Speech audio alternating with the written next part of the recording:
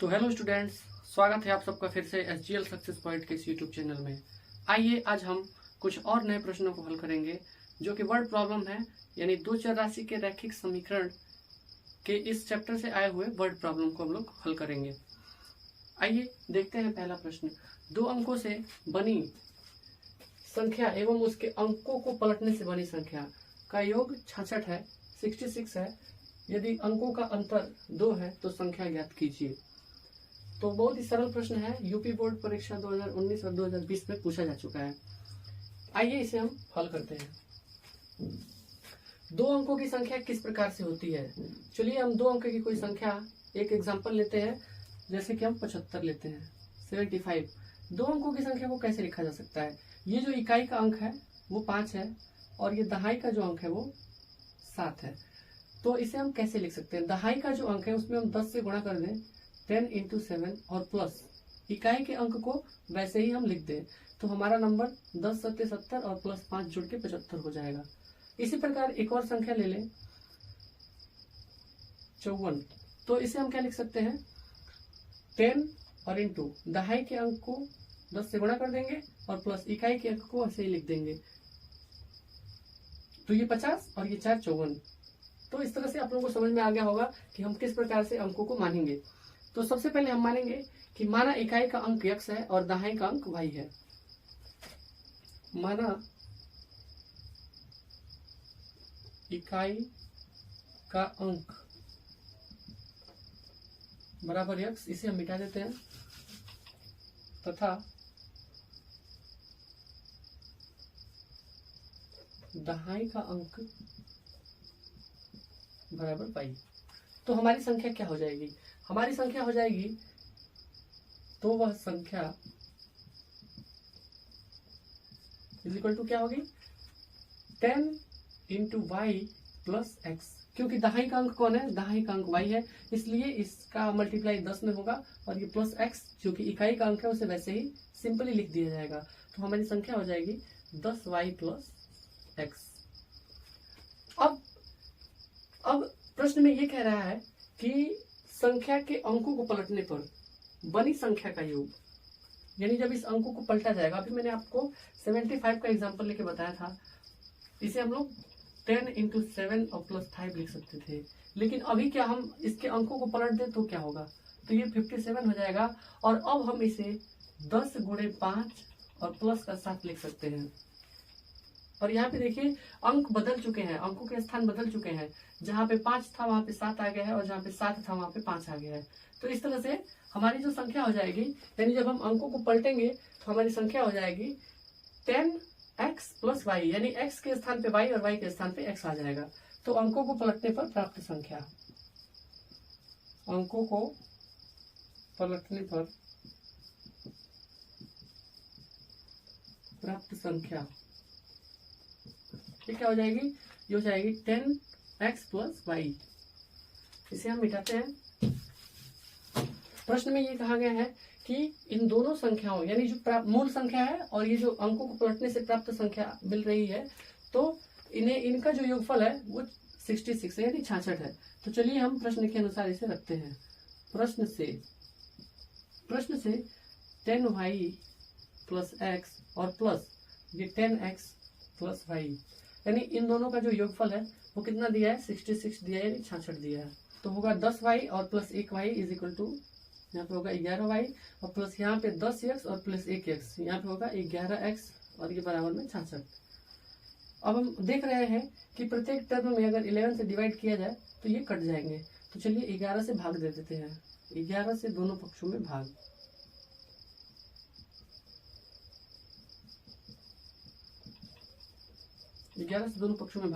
तो यहाँ पे भाग देंगे तो 11 से 11 कट जाएगा, यहाँ पे y बचेगा। यहाँ पे भाग देंगे तो 11 से 11 कट जाएगा, x बचेगा। और यहाँ पे 11 से भाग देंगे तो 11 × 6 = 66, यानी 6 बार में कट जाएगा। यह आपका इक्वेशन नंबर 1 हो जाता है। फिर अगला हम देखेंगे, प्रश्न में कह रहा है कि यदि अंकों का अंतर 2 है, तो अंकों का अंतर 2 है तो चलिए रखते हैं अंकों का अंतर, यानी हम लिखते हैं y - x = 2, क्योंकि अंकों का अंतर कितना है? 2 है। क्योंकि अंकों का अंतर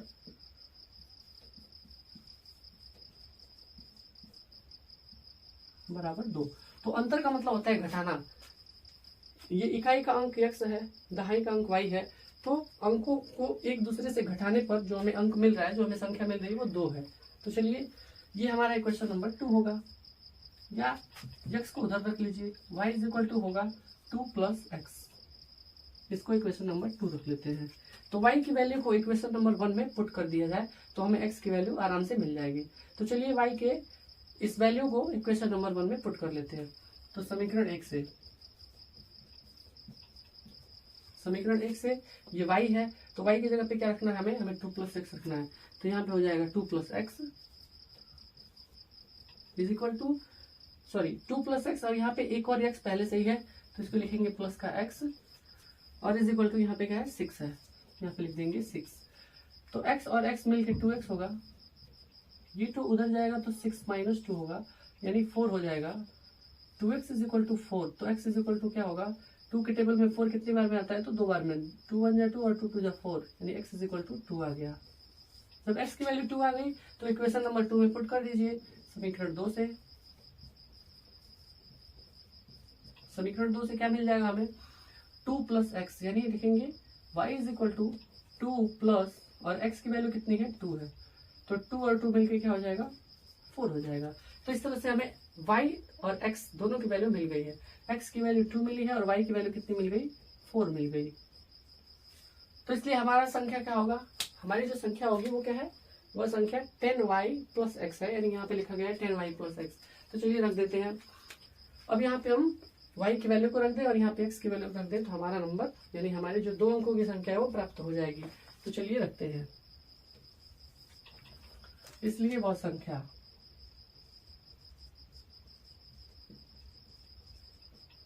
क्या है 10 इंटू वाई प्लस एक्स, तो हो जाएगा 10 इंटू वाई की वैल्यू कितनी है 4 है, तो 4 हो जाएगी, और प्लस एक्स की वैल्यू कितनी है, ये एक्स की वैल्यू 2 आई है तो 2 हो जाएगी। तो 10 इंटू 4 यानी 40, और ये प्लस का 2 हो जाएगा, 40 में 2 ऐड करिए 42 हो जाएगा, और इस तरह से यही हमारा आंसर होगा। तो हम आंसर में लिखेंगे अतः वह अभिष्ट संख्या कितनी है 42 है। अब आइए जरा हम अपने उत्तर की जांच कर लेते हैं, क्या ये प्रश्न हमने सही किया है कि नहीं किया है। तो चलिए देखते हैं। इसमें पहला जो शर्त था कि मूल संख्या और पलटने से बनी संख्या के अंकों का जो योग है वो 66 है। चलिए जरा देखते हैं क्या 66 प्राप्त होता है कि नहीं प्राप्त होता है। तो जो मूल संख्या है वो 42 है, अंकों को पलट देंगे तो क्या मिल जाएगा 24 आ जाएगा। ये 42 है और अंकों को पलटेंगे तो 24 मिल जाएगा। जरा ऐड करके देखिए 4 और 2 6, 4 और 2 6। तो जी हाँ बिल्कुल प्रश्न में कहने के अनुसार बिल्कुल सही आ रहा है। और एक चीज और बोला गया है कि यदि अंकों का अंतर 2 है, तो जरा अंकों को घटा के देख लेते हैं क्या 2 आता है। तो जी हाँ बिल्कुल आता है, 4 में से 2 जाएगा तो 2 मिल जाएगा। इस तरह से हमारा प्रश्न पूरी तरह से सही है। तो अगला प्रश्न है, 2 अंकों से बनी संख्या के अंकों का योग 9 है। संख्या के अंकों को परस्पर बदल देने पर प्राप्त संख्या दी गई संख्या से 27 अधिक हो जाती है। तो संख्या ज्ञात कीजिए। तो आइए फिर से हम वही कॉन्सेप्ट को फॉलो करेंगे जो कि हमने पिछले वाले प्रश्न में फॉलो किया था। तो हम मानेंगे माना इकाई का अंक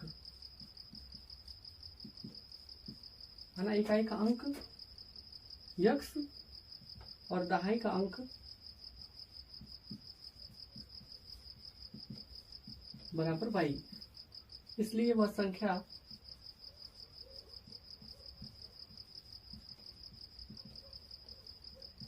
क्या हो जाएगी 10y यानी 10 इंटू वाई प्लस एक्स, क्योंकि दहाई वाले अंक में 10 से मल्टीप्लाई होगा और x को चूंकि x इकाई का अंक है इसलिए x को वैसे ही रख दिया जाएगा, या यूं कह ले कि 1 से गुणा करके रखा जाएगा। दहाई के अंक में 10 से गुणा करेंगे तो 10y होगा और इकाई के अंक में 1 से गुणा करेंगे, इकाई का मतलब 1 होता है इसलिए इकाई में 1 से गुणा किया जाएगा तो x इंटू 1 यानी x ही होगा, इसलिए इसे 10y प्लस एक्स लिखा जाएगा, 10 इंटू वाई और प्लस एक्स। ठीक है। प्रश्न कह रहा है कि संख्या के अंकों का योग जो है वो 9 है। तो चलिए लिख लेते हैं x plus y is equal to 9। प्रश्न कह रहा है कि संख्या के अंकों का जो योग है वो 9 है। तो हम यहाँ से y इज इक्वल टू क्या लिख सकते हैं, x को इधर लिख देंगे तो x इज इक्वल टू होगा y इज इक्वल टू होगा 9 माइनस एक्स। इसको इक्वेशन नंबर 1 रख लेते हैं। प्रश्न में आगे कह रहा है कि संख्या के अंकों को परस्पर बदल देने पर प्राप्त संख्या दी गई संख्या से 27 अधिक हो जाती है। तो जब अंकों को बदल देंगे यानी x का स्थान y के पास होगा और y का स्थान x के पास होगा, इसका मतलब ये है कि हमारी जो संख्या प्राप्त होगी वो 10x प्लस y हो जाएगी।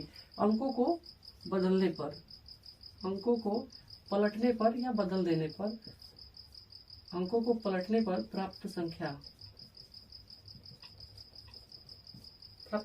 क्या हो जाएगी? 10x plus y। और प्रश्न कह रहा है कि अंकों को पलटने पर जो प्राप्त संख्या है यानी 10x प्लस y जो है वो मूल संख्या से, यानी जो पहले जो संख्या हम लोगों ने मानी है उससे कितना अधिक हो जाती है? 27 अधिक हो जाती है। मूल संख्या से 27 अधिक हो जाती है। तो ये है 10x, x को इधर लेके आइए माइनस का x होगा, ये y है, 10y को इधर लेके आइए माइनस का 10y होगा, 27 को वहीं पे छोड़ दीजिए, ये हो जाएगा 27। 10x में से x जाएगा तो 9x होगा और y में से 10y जाएगा तो माइनस का 9y होगा और इज इक्वल टू 27। इस तरह से हम 9 से प्रत्येक टर्म में डिवाइड कर सकते हैं, क्योंकि ये भी 9 से डिविजिबल है, ये भी 9 से डिविजिबल है, ये भी 9 से डिविजिबल है। तो चलिए 9 से इसे डिवाइड कर लेते हैं। तो जब 9 से डिवाइड करेंगे तो यहाँ पे बचेगा x और फिर माइनस यहाँ पे बचेगा y और इज इक्वल टू यहाँ पे 9 से डिवाइड करेंगे तो 9 3 27 यानी 3 आ जाएगा। इक्वेशन नंबर 1 से हमें y की वैल्यू पता है 9 माइनस एक्स। तो चलिए यहाँ पे रख लेते हैं 9 माइनस एक्स। एक्स को तो रखेंगे, फिर माइनस y की जगह पे रखेंगे 9 minus x is equal to 3। Bracket जब ओपन होगा तो 9 माइनस में हो जाएगा और x जो है वो प्लस में हो जाएगा, क्योंकि ब्रैकेट के पहले माइनस है तो ब्रैकेट ओपन होगा तो उसके सिंबल क्या हो जाते हैं? चेंज हो जाते हैं। उसके अंदर स्थित अंकों के सिंबल क्या हो जाएंगे? चेंज हो जाएंगे। इज इक्वल टू 3 होगा। तो x प्लस का और यहाँ पे प्लस का 2x होगा, 9 उधर लेके जाएंगे तो प्लस का हो जाएगा। 2x इज इक्वल टू 12, तो x इज इक्वल टू कितना होगा? 2 1 जा 2 और 2 6 जा 12 यानी x इज इक्वल टू होगा 6। इस तरह से x की वैल्यू हमें पता चल गई। जब x की वैल्यू पता चल जाएगी जब x की वैल्यू पता चल गई तो y की वैल्यू क्या हो जाएगी? 9 माइनस एक्स हो जाएगी। यानी इक्वेशन नंबर 1 से, फ्रॉम इक्वेशन नंबर 1 यानी समीकरण 1 से y इज इक्वल टू होगा 9 माइनस और x की वैल्यू क्या है? 6 है तो 6, तो 9 में से 6 जाएगा तो होगा 3 यानी y इज इक्वल टू मिल गया 3। इसलिए हमारी संख्या क्या हो जाएगी? इसलिए वह संख्या हमारी संख्या क्या है? 10 इंटू वाई प्लस एक्स हो जाएगा 10 इंटू वाई प्लस एक्स, तो होगा 10 और इंटू वाई की वैल्यू कितनी है? 3 है और प्लस एक्स की वैल्यू कितनी है? 6 है। तो ये 10 है 30 और 30 में 6 जोड़ेंगे तो कितना हो जाएगा? 36 हो जाएगा। इसलिए अभिष्ट संख्या 36 है। अगला प्रश्न है, ऋतु धारा के अनुकूल 2 घंटे में 20 किलोमीटर तैर सकती है और धारा के प्रतिकूल 2 घंटे में 4 किलोमीटर तैर सकती है। स्थिर जल में उसके तैरने की चाल ज्ञात कीजिए और साथ साथ धारा की भी चाल ज्ञात कीजिए। आप लोग इसको ऐड कर लीजिएगा। तो चलिए सबसे पहले हम ये मान लेते हैं कि ऋतु की स्थिर जल में चाल x किलोमीटर प्रति घंटा है। ऋतु की स्थिर जल में चाल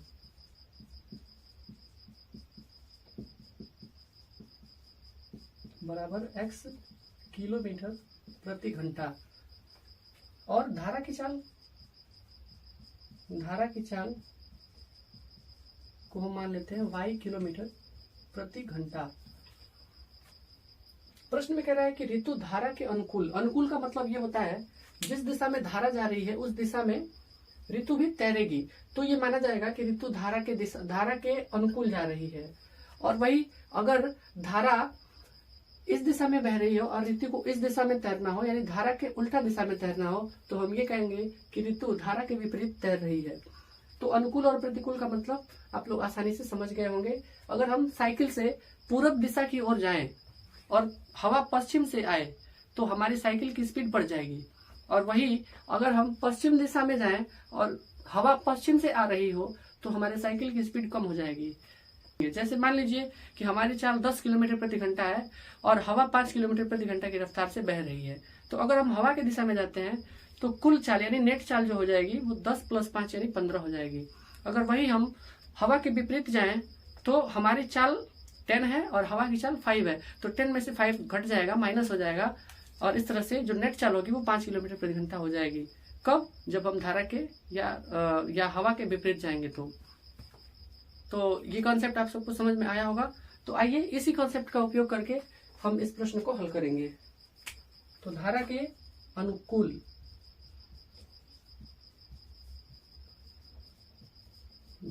अनुकूल नेट चाल। अनुकूल का मतलब जब दोनों एक ही दिशा में जाएं, धारा भी और ऋतु भी एक ही दिशा में तैरे, तो फिर क्या होगा? x plus y kilometre per hour. और इस प्रकार धारा के विपरीत यानी धारा के प्रतिकूल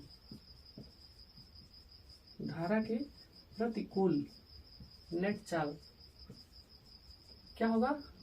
इस बार x माइनस वाई हो जाएगा, x minus y kilometre per hour. प्रश्न हमारा कह रहा था कि जो ऋतु है वो धारा के अनुकूल 2 घंटे में 20 किलोमीटर जा रही है, यानी जो समय दिया है वो 2 घंटा दिया है और दूरी जो दिया है वो 20 किलोमीटर दिया है। तो हम जानते हैं दूरी बराबर चाल गुणे समय। तो दूरी कितनी है? 20 किलोमीटर है। धारा के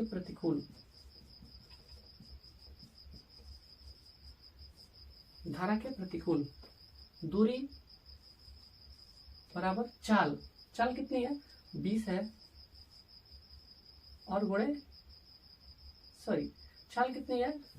चाल है x प्लस वाई और गुणे समय कितना लग रहा है? 2 घंटे लग रहा है, तो यहाँ पे लिख देंगे 2। अब 2 का x में मल्टीप्लाई करिए, होगा 2x, 2 का y में मल्टीप्लाई करिए, होगा 2y, या यहीं से हम इसे डिवाइड कर देंगे। 2 से 20 में डिवाइड करेंगे तो 10 हो जाएगा और ये हो जाएगा x प्लस वाई। x को इधर लेके आते हैं तो हो जाएगा 10 minus x is equal to y. इसे हम इक्वेशन नंबर 1 रख देते हैं। इसी प्रकार यहाँ पे लिखेंगे प्रश्न से, इसी प्रकार धारा के विपरीत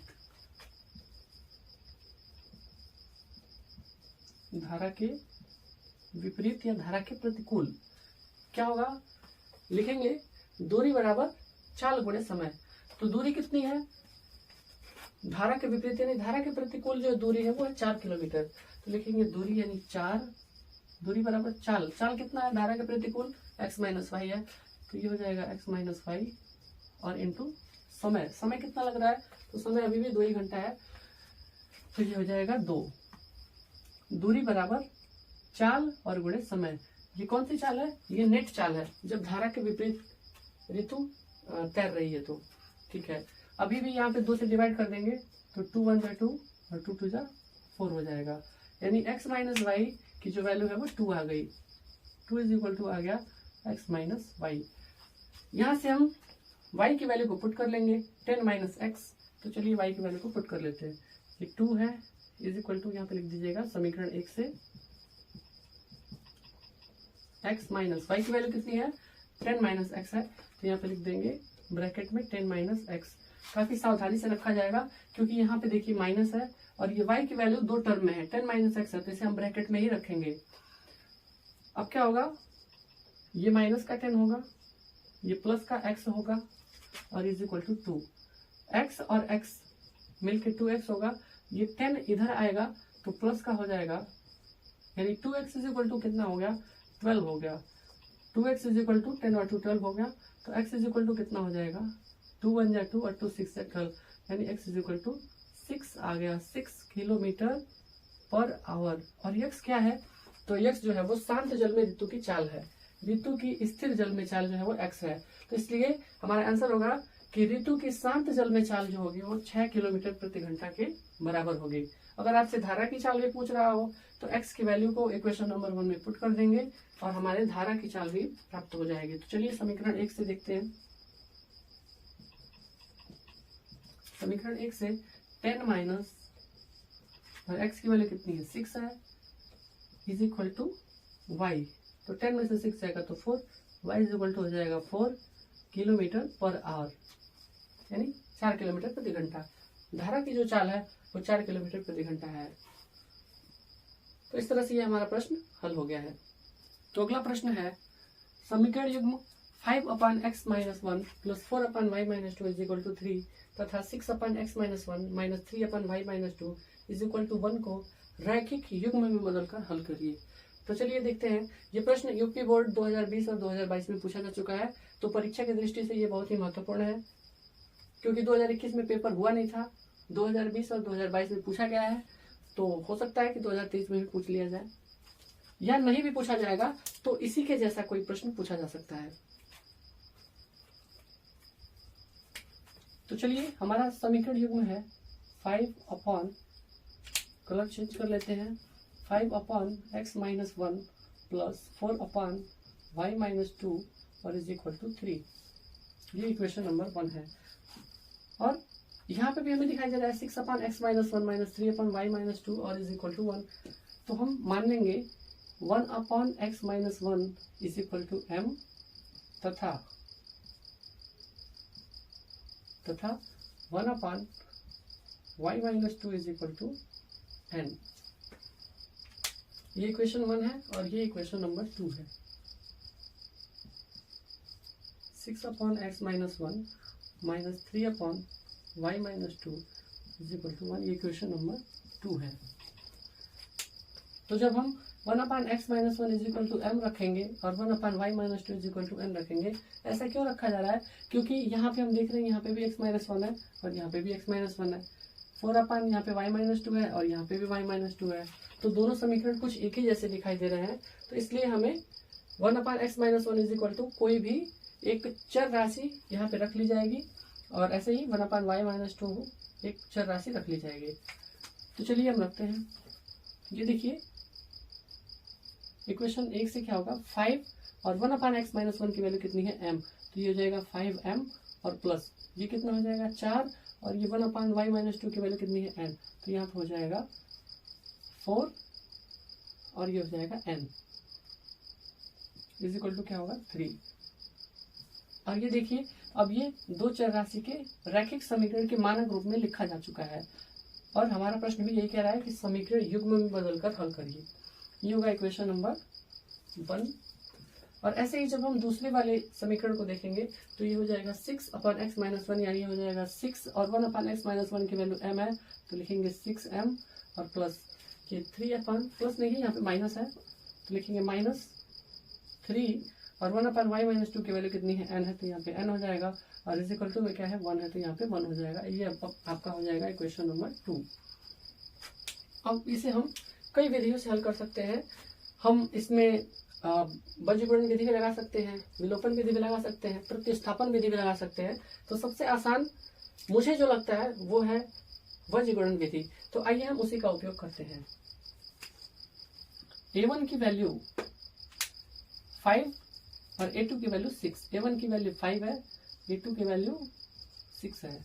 इसी प्रकार b1 की वैल्यू 4 है और b2 की वैल्यू -3 है।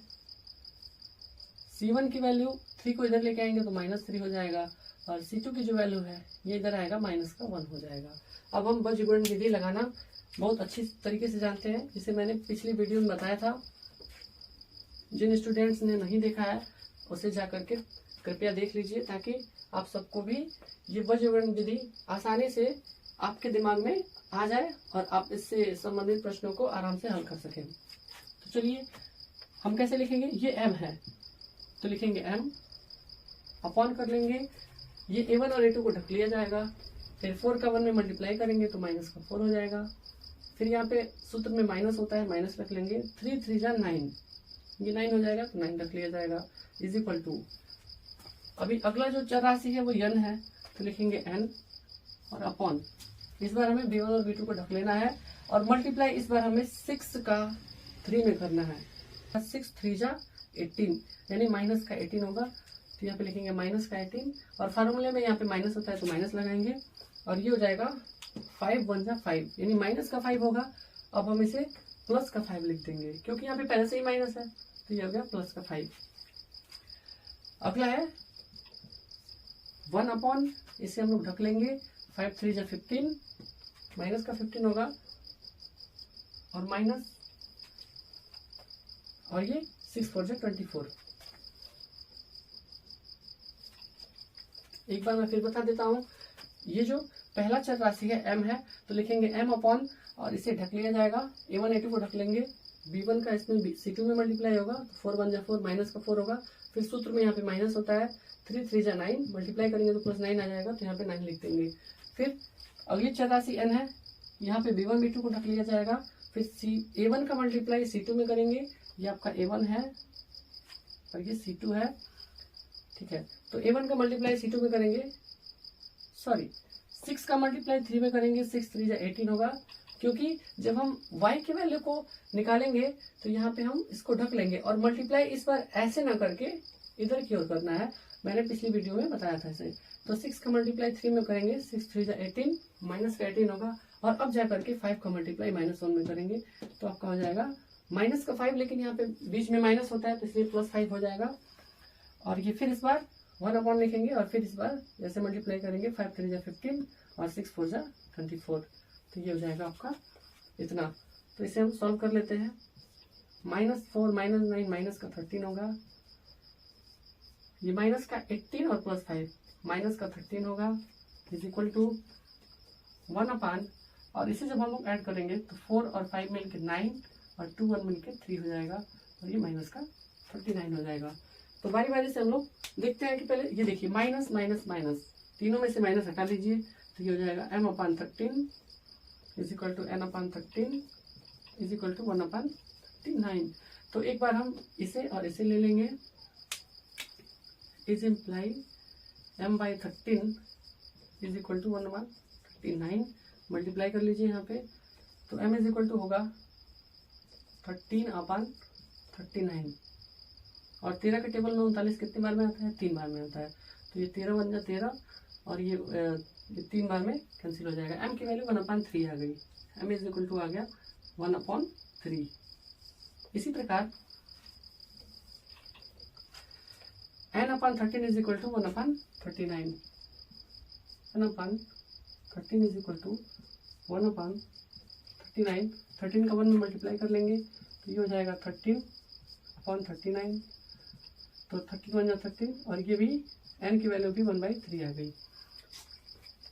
तो m और n है क्या, हमने तो m की वैल्यू को 1/x-1 रखा है, और n की वैल्यू को 1/y-2 रखा है। तो चलिए हम इन्हें रख लेते हैं बारी बारी से।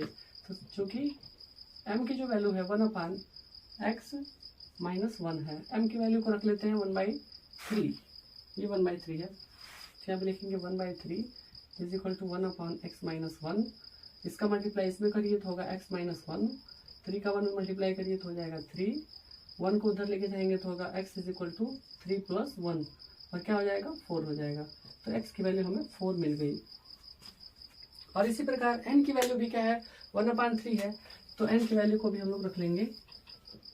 तो n इज इक्वल टू हमने क्या रखा है, n इज इक्वल टू रखा है 1/y-2। चलिए रखते हैं 1/y-2।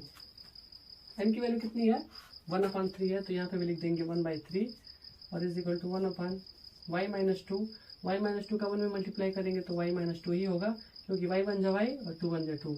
फिर 3 का 1 में करिए तो हो जाएगा 3 1 जा 3, 2 को उस साइड लेके जाएंगे तो प्लस का 2 होगा, यानी 3 + 2 इज इक्वल टू हो जाएगा 5। तो y की वैल्यू में 5 मिल गई। आंसर में लिखेंगे x इज इक्वल टू 4 और y इज इक्वल टू 5। तो इस तरह से हमारा ये प्रश्न भी हल हो गया।